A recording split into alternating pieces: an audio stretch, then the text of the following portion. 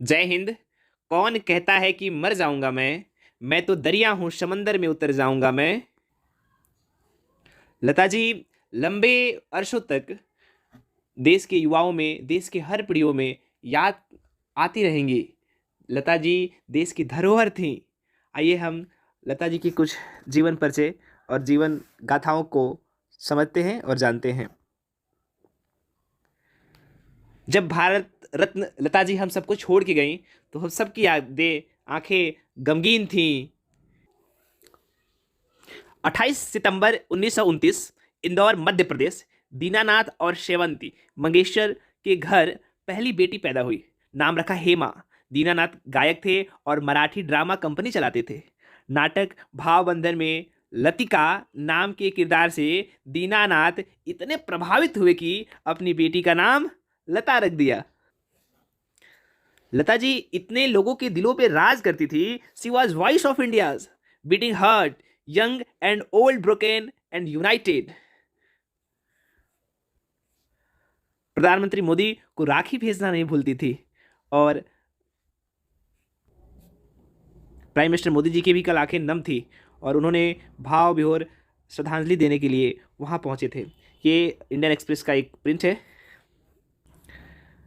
अमर उजाला छापा है। भारत रत्न लता मंगेशकर नहीं रही, 2 दिन तक राष्ट्रीय शोक।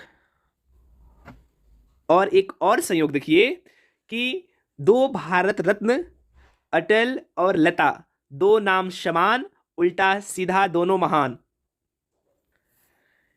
इन्हें सभी प्रतिष्ठित पुरस्कारों से नवाजा गया। आइए हम कुछ देखते हैं। गवर्नमेंट ऑफ इंडिया के कुछ पुरस्कार हैं। 1969 में इन्हें पद्म विभूषण मिला है। 1989 में दादा साहेब फाल्के अवार्ड से सम्मानित किया गया है। 1999 में पद्म विभूषण से सम्मानित किया गया है और 2001 में इन्हें भारत रत्न श्रीमती लता मंगेशकर बनाया गया। 2008 में लाइफ टाइम अचीवमेंट अवार्ड मिला। कुछ नेशनल अवार्ड हैं, उनको हम देखते हैं। 1972 में फिल्म परिचय के लिए इनको नेशनल अवार्ड मिला था। 3 बार नेशनल अवार्ड इनको मिला है। 1972 में फिल्म परिचय के लिए इनको नेशनल अवार्ड मिला। 1974 में फिल्म कोरा कागज के लिए इनको नेशनल अवार्ड मिला और 1990 में फिल्म लेकिन के लिए इनको नेशनल अवार्ड से सम्मानित किया गया। सबसे उम्रदराज नेशनल अवार्ड, 61 वर्ष की उम्र में नेशनल अवार्ड पाने वाली भारतीय बनी है ये। 7 बार फिल्म फेयर अवार्ड से फिल्म फेयर इनको अवार्ड मिला है। आजारे परदेसी मधुमती के लिए 1959 में इनको फिल्म फेयर अवार्ड मिलता है। कहीं दीप जले कहीं दिल, 20 साल बड़ी, 1963, ये 1959 में मिलता है, ये 1963 में मिलता है। तुम ही मेरे मंदिर तुम ही मेरे पूजा, खानदान फिल्म से है। 1966 में इनको फिल्म फेयर अवार्ड मिलता है। आप मुझे अच्छे लगने लगे, जीने की राह, 1970 में लाइफ टाइम अचीवमेंट अवार्ड। 1993 में दीदी तेरा देवर दीवाना, हम आपके हैं कौन, फिल्म फेयर स्पेशल अवार्ड। 1994 में फिल्म फेयर स्पेशल अवार्ड। 2004 में all best female playback singer के लिए 1964 में वो कौन थी। 1967 में मिलन के लिए female playback singer, best playback singer के लिए अवार्ड मिला है। राजा और रंग 1968 में। 1969 में सरस्वती चंद्र, 2 रास्ते के लिए 1970 में। तेरे मेरे सपने 1971 में। पाकिज़ा के लिए 1972 में। अभिमान के लिए 1973 में। कोरा कागज़ 1975। एक दूजे के लिए 1981। राम तेरी गंगा मैली के लिए 1985 और अमर संगी, ये बंगाली फिल्म है, इनके लिए 1987 में मिला। बेस्ट प्लेबैक सिंगर का अवार्ड, काफ़ी अवार्ड इनको मिला है। 1974 में गिनीज बुक ऑफ रिकॉर्ड में दुनिया में सबसे ज़्यादा गाए जाने वाले गाने के लिए इनको सम्मानित किया गया। 1974 में सबसे ज़्यादा गाना गाया था इन्होंने। 7 बार फिल्म फेयर अवार्ड मिला। All best female playback singer के लिए ये सब अवार्ड मिले हैं। काफ़ी अवार्ड से नवाजा गया है इन्हें। 1997 में महाराष्ट्र भूषण अवार्ड से सम्मानित किया गया इन्हें और 2001 में महाराष्ट्र रत्न अवार्ड से सम्मानित किया गया इन्हें। काफ़ी फिल्म से मिला है इन्हें। 1996 में राजीव गांधी नेशनल सद्भावना अवार्ड से सम्मानित किया गया है। 1997 में राजीव गांधी अवार्ड से सम्मानित किया गया है। काफ़ी अवार्ड से सम्मानित किया। तमाम यूनिवर्सिटियों ने इन्हें लिटरेट की, डॉक्टर ऑफ लिटरेट की उपाधि दी है। आइए देखते हैं। महाराजा सयाजीराव बड़ोदरा यूनिवर्सिटी 2005 में। 1989 में संगीत नाटक अकादमी में फेलोशिप किया। Shivaji university Kolhapur, Hyderabad university, Pune university, New York university, Indira कला संगीत विश्वविद्यालय खैरागढ़, बड़ोदरा यूनिवर्सिटी। 2002 में स्वरत्न अवार्ड से, 2002 में हाकिम खान सुर अवार्ड से, 2002 में आशा भोसले अवार्ड, 2004 में लिविंग लीजेंड अवार्ड, 2005 में सहारा वन म्यूजिकल अवार्ड्स द्वारा लेजेंड ऑनर मिला है इन्हें, 2006 में offer time achievement award. Lata Mangeshkar as a member of parliament in Rajya Sabha, इन्होंने राज्यसभा में एमपी, बतौर एमपी मेंबर रही हुई हैं 1999 से 2005 तक। लता's fame extends way beyond Indian boundaries. Lata ji की प्रकृति विदेशों में भी थी। Lata was not an Indian singer legend, the lovers her a melodious voice could be found all over the world. She holds the honour of being the first ever Indian to perform in the prestigious Royal Albert Hall in London. The government of France conferred her with the officier of the legion of honour. The legion of honour जो which is the country the highest civilian award of France. तो विदेशों में भी इनकी जो melodious voice थी उसके लिए प्रसिद्धि प्राप्त थी। मास्टर गुलाम हैदर बने लता दी के गॉडफादर। अब लता दीदी के पास काम की कोई कमी नहीं थी। बाद में मुखर्जी साहब ने अपनी गलती मानी और अनारकली, जिद्दी जैसी फिल्मों में लता दीदी ने कई गाने गाए। जब लता दी गई थी परफॉर्म देने के लिए तो मुखर्जी साहब ने कहा था कि आपकी आवाज़ बहुत ही पतली है, ये जो फिल्म के लिए नहीं बनी हुई है। तो फिर उन्होंने इनके गॉडफादर जिनको बुलाता है गुलाम हैदर बने।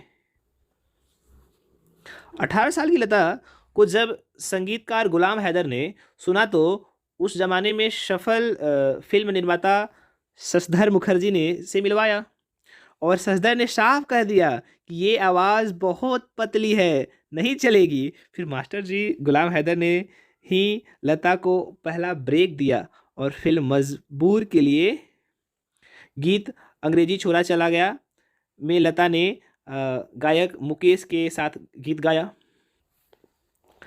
लता जी केवल 2 दिन ही स्कूल जा पाई थी। रोचक बात यह है कि लता दीदी अपनी ज़िंदगी में सिर्फ 2 ही दिन स्कूल ही जा पाई थी और संगीत की सारी शिक्षा दीक्षा घर पर ही पिता ने दी और अलग अलग भाषाओं में उन्होंने घर पर ही सीखी। 16 सितंबर 1941 में लता दी पहली बार स्टूडियो में माइक के सामने थी और रेडियो प्रोग्राम के लिए गाना रिकॉर्ड हुआ और शुरू में गया सुरमई गीतों से 7 दशक तक इनका सफ़र ऐसा रहा। लता जी तब सिर्फ 13 साल की थी तब उनके पिता दीनानाथ नहीं रहे। परिवार की सारी जिम्मेदारियां अब लता दी के कंधों पर आ गई थी।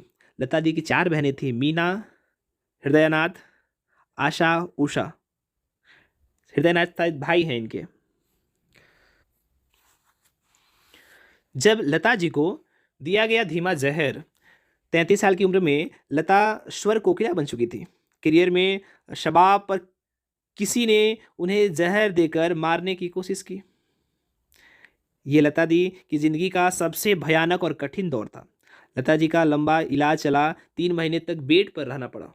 मुझे इतनी कमज़ोरी महसूस होने लगी कि मैं बेड पर भी बमुश्किल उठ पाती थी और हालत ये हो गई थी कि अपने दम पर चल फिर भी नहीं सकती थी। कठिन वक्त में लता जी का मजबूत कंधा बने मजरूह सुल्तानपुरी और मजरूह दिन भर अपना काम निपटा कर शाम को लता के घर जाकर उन्हें कविताएं सुनाया करते थे और उनका दिन बहलाया करते। लता खुद कहती हैं कि अगर मजरूह साहब ना होते तो मैं उस मुश्किल वक्त से नहीं उबर पाती। और इनको मालूम था कि किसने इनको जहर दिया है, फिर भी इन्हें उनको इन्होंने माफ़ कर दिया। इतनी बड़ी दिल वाली थी हमारी दीदी। एग्जाम्स के लिए एक प्रश्न बनता है कि 13 साल की छोटी सी लड़की लता ने साल 1942 में मराठी फिल्म पहली मंगला गौर में गाना गाया। गाने की अपनी पहली फीस सिर्फ 25 रुपये पाने वाली लता 370 करोड़ रुपए की संपत्ति की मालकिन है। लता दी का आलीशान घर मुंबई के परेड रोड स्थित प्रभा कुंज में है।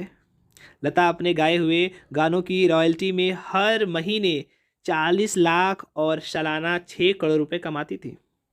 लता दी ने वादन, झांझर, कंचनजंगा और लेकिन जैसे फिल्मों को प्रोड्यूस भी की, लेकिन बतौर प्रोड्यूसर उनका काम अच्छा नहीं चला और सेलिब्रिटीज़ विज्ञापन में करोड़ों की कमाई करते हैं, लेकिन लता जी ने 1991 में सिर्फ 1 कप सिरप का ऐड किया था। वाह, धन्य है भारत की दीदी लता जी। उनकी आवाज़ ने कभी किसी की आंखें नम की तो कभी सीमा पर जवानों को संबल दिया, किसी की शरारतों को चुलबुली आवाज़ दी तो किसी की प्रेम को सुर। उनकी आवाज़ का थम जाना सुर की एक सदी का ठहर सा जाना है। आइए एक हम एक कृत्य पे चर्चा करते हैं। ये वक्त है 1963 का, जब भारत जैसे ही इंडो चाइना वॉर 1962 से उभरा था और बिरला संयोग था कि ऐ मेरे वतन के लोगों लिखने वाले कवि प्रदीप का जन्म 6 फरवरी को ही हुआ था।